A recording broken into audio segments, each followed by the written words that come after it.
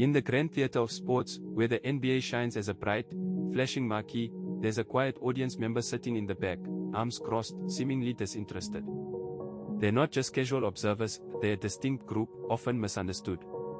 But what if their indifference is not a weakness, but a superpower in disguise? What if their disconnection from the NBA is a clue to a unique way of thinking, feeling, and experiencing the world? To understand them, we must first understand the psychology of choice and identity. According to self-determination theory, humans have three innate psychological needs: autonomy, competence, and relatedness. For these non-NBA watchers, their choice might be a profound expression of autonomy, a declaration of their unique interests and values. But what drives this declaration? Why does the spectacle of the NBA leave them unmoved? As we explore this, we'll uncover a hidden world of depth, focus, and authenticity that might just challenge everything you think you know about sports fandom. The NBA is a masterclass in arousal architecture, a term coined by psychologist Bruce Wexler to describe the design of environments that stimulate the brain's reward system. Every 24 seconds, the shot clock resets, creating a constant barrage of potential scoring opportunities. This isn't just a rule, it's a neurological trigger. The squeak of sneakers on polished wood, the shrill whistle of the referee, the roar of the crowd, each is a sensory cue that primes the brain for a dopamine hit. It's like a slot machine that pays out every half a minute, keeping players and spectators alike in a state of heightened anticipation. Dopamine, often dubbed the feel-good neurotransmitter, is released in response to rewarding stimuli.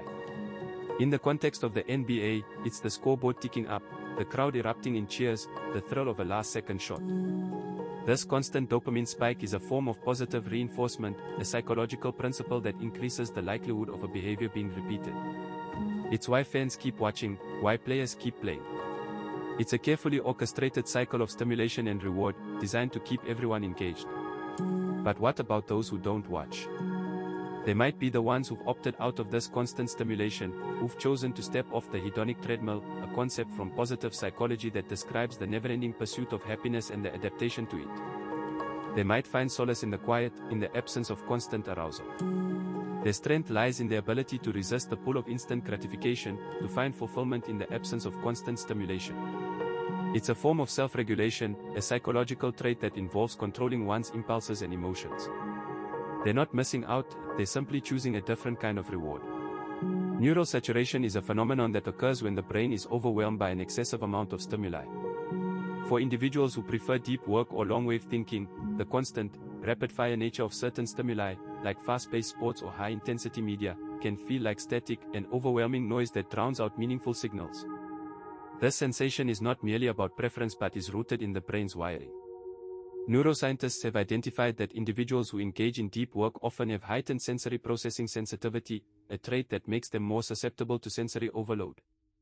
This trait, as described by psychologist Elaine Aron, is characterized by a deeper processing of information, which can lead to both enhanced creativity and a greater susceptibility to overwhelm. Consider the experience of someone who finds themselves in a crowded sports bar during an NBA game.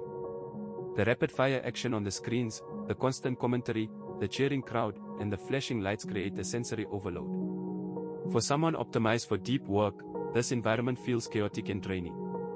It's like trying to listen to a symphony while standing next to a jackhammer. The brain struggles to filter out the irrelevant noise and focus on the meaningful parts. This is not a matter of willpower but a neurological response. The brain's prefrontal cortex, responsible for sustained attention and decision-making, becomes fatigued when bombarded with too much information too quickly. This neural saturation is not just about the quantity of stimuli but also about the quality. Deep thinkers often seek out information that is rich in meaning and depth. The rapid cuts, constant action, and lack of narrative depth in fast-paced sports can feel like a series of disconnected fragments rather than a cohesive experience. It's akin to reading a book where every other page is missing. The brain struggles to find a coherent narrative or lasting value in the experience. This is why deep thinkers often prefer activities that allow for a more contemplative and reflective engagement, such as reading a book, engaging in a thoughtful conversation, or working on a complex project. Moreover, this preference for depth over speed is not just a personal quirk but a rational adaptation.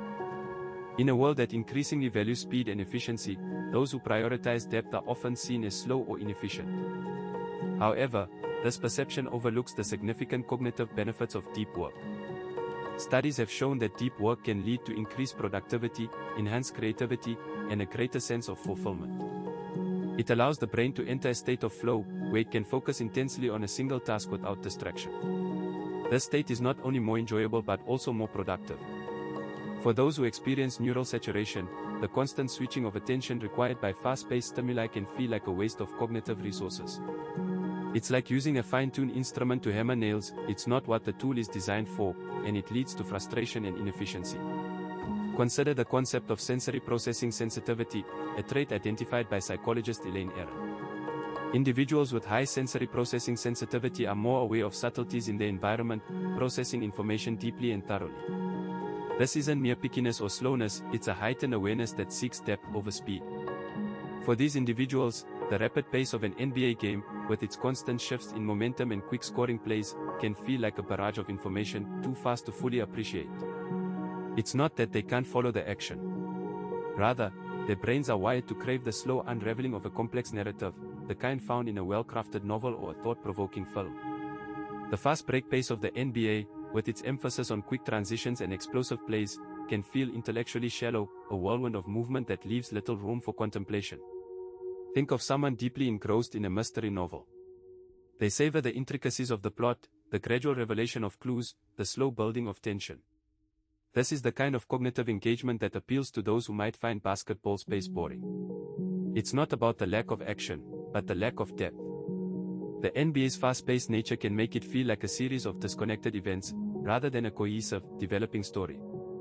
This isn't to say that these individuals dislike all sports. Sports like soccer or chess, with their slower pace and emphasis on strategy, can be more appealing. They provide a canvas for deep engagement, allowing the brain to process and interpret information at a more leisurely pace. Moreover, this preference for slow-burn narratives can be linked to the psychological concept of flow, a state of complete absorption or focus in what one does. Flow occurs when the challenge of the task at hand is perfectly balanced with one's skills, leading to a sense of deep enjoyment and engagement. For those seeking complex, slow-burn narratives, this flow state is more likely to be achieved through activities that allow for deep thought and contemplation.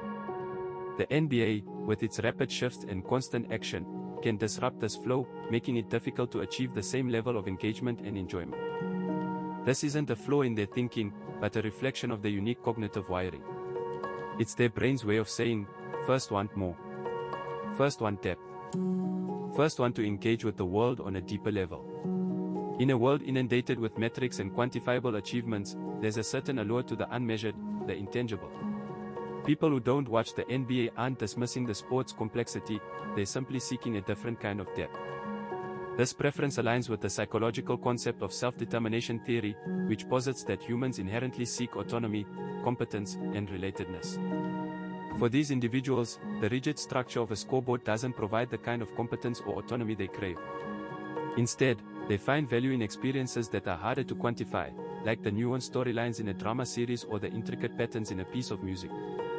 It's not that they can't appreciate the complexity of sports, it's that they're drawn to complexities that resonate with their personal values and interests. Consider the person who prefers hiking in the wilderness over playing a competitive sport. They might not be keeping score, but they're deeply engaged with the environment, the physical challenge, and the personal growth that comes from pushing their limits. This is a form of complexity that doesn't rely on a scoreboard. It's about the richness of the experience, the depth of the engagement, and the personal meaning derived from it. It's also a form of boundary setting, a way to protect their energy and focus on what truly matters to them. This isn't laziness or disinterest, it's a conscious choice to engage with the world on their own terms. Moreover, this perspective is rooted in sensory processing sensitivity, a trait described by psychologist Elaine Aron. Highly sensitive people, as she calls them, tend to process information more deeply and are more aware of subtle stimuli. They might find the sensory overload of a fast-paced basketball game overwhelming or unfulfilling. Instead, they might prefer activities that allow for a more contemplative, immersive experience.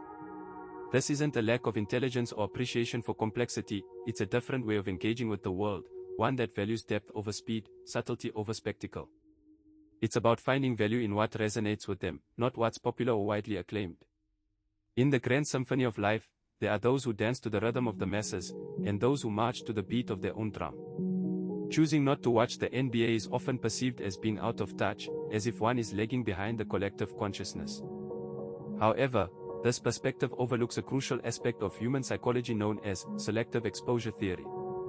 This theory, pioneered by psychologist Phil Stewart, suggests that people prefer information that aligns with their existing beliefs and interests. It's not indifference or ignorance, but a conscious or subconscious curation of experiences. It's like a bartender who, instead of pouring every drink under the sun, specializes in crafting the perfect cocktail tailored to each patron's unique palate. Consider the individual who forgoes NBA games. They are not missing out on some cultural imperative. Rather, they are exercising their autonomy, a core tenet of self-determination theory proposed by Deci and Ryan. This theory posits that humans have innate psychological needs for autonomy, competence, and relatedness. By choosing not to engage with the NBA, they are asserting their autonomy, directing their time and energy towards pursuits that resonate more deeply with their personal values and passions. It's not about being behind the times, but about being in tune with one's own rhythm. Moreover, this choice can be seen as a form of cognitive energy conservation. In a world bombarded with information, the brain acts as a filter, protecting us from cognitive overload. The NBA, with its fast-paced games and extensive media coverage, can be a significant source of this overload. By opting out, these individuals are essentially hitting the pause button, allowing their minds to rest and recharge. It's akin to a power nap, a brief respite from the constant stimulation of modern life.